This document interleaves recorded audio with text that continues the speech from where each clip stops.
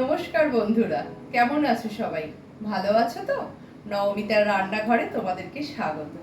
আজকে আমি তোমাদের একটা ভেজ স্ন্যাক্স বানিয়ে দেখাবো। সেটার নাম হচ্ছে ক্রিসপি পনির ফ্রাই। তোমরা এর মধ্যে পেঁয়াজ রসুন আমি কিছুই দেব না, একদম টোটালি ভেজ রূপে বানাবো।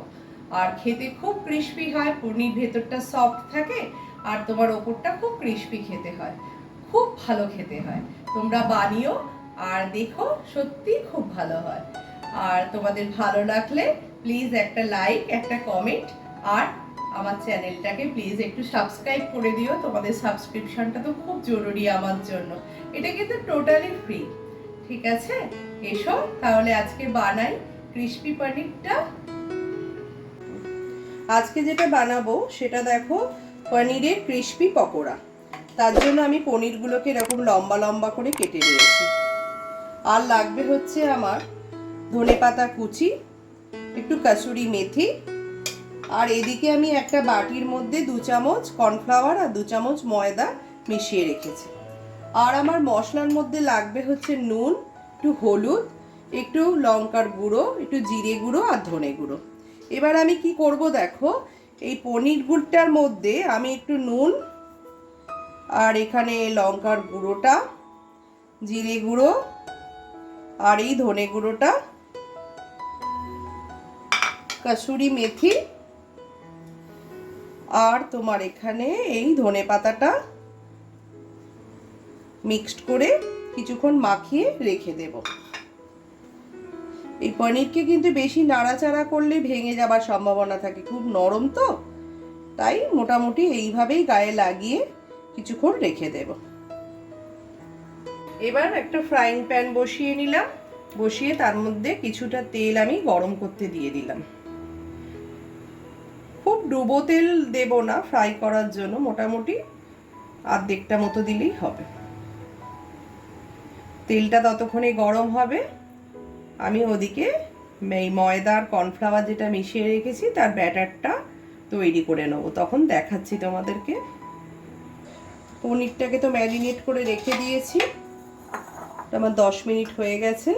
এবার আমি কর্নফ্লাওয়ার আর ময়দার যে গোলাটা আছে সেটাকে একটা একটু বড় পাত্রের মধ্যে নিয়ে নিলাম। আর বাকি যে মশলাগুলো আমার বেঁচে ছিল, লঙ্কার গুঁড়ো, জিরে গুঁড়ো, ধনে গুঁড়ো, অল্প একটু নুন, অল্প নুন দেব, আর একটু হলুদ, কালারটা আসবে, দিয়ে হালকা একটু জল দিয়ে সেটাকে মাখিয়ে নেব। বেশি জল দেব না, কিন্তু অল্প জল দেব।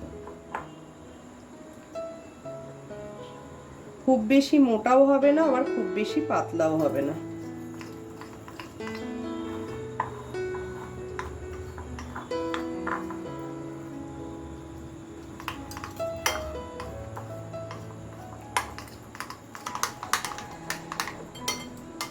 এটাকে আমি মেখে নিয়েছি, নিয়ে জাস্ট এইরকম এই যে কোটিংটা জাস্ট গায়ে লাগার মতো করে ব্যাটারটা আমি তৈরি করে নেব। এবার কি করব, এই পনিরটার ওপরে এটাকে এইভাবে দিয়ে দেব,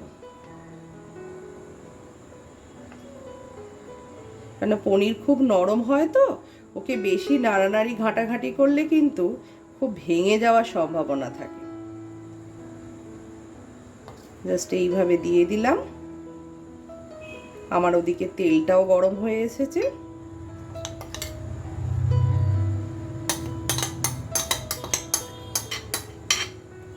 আর দেখো, আমি অন্য একটা পাত্রের মধ্যে একটু কর্নফ্লেক্স নিয়ে নিয়েছি। এটাকে জাস্ট হাত দিয়ে পুরো গুঁড়ো করব না, কিছুটা গুঁড়ো করে নেব, মানে এত বড় অবস্থায় দিলে না ওর গায়েটা ধরবে না, একটু ছোট করে নিলে তখন ভালো আটকাবে।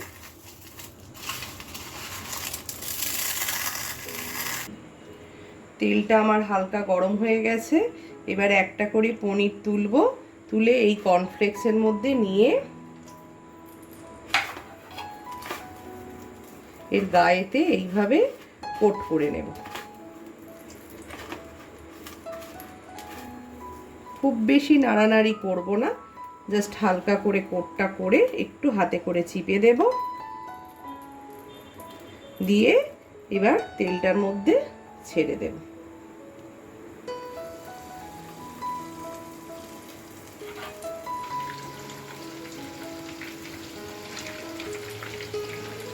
হালকা করে গ্যাসটাকে একটু বাড়িয়ে দিলাম, দিয়ে এগুলো ফ্রাই করে নিই।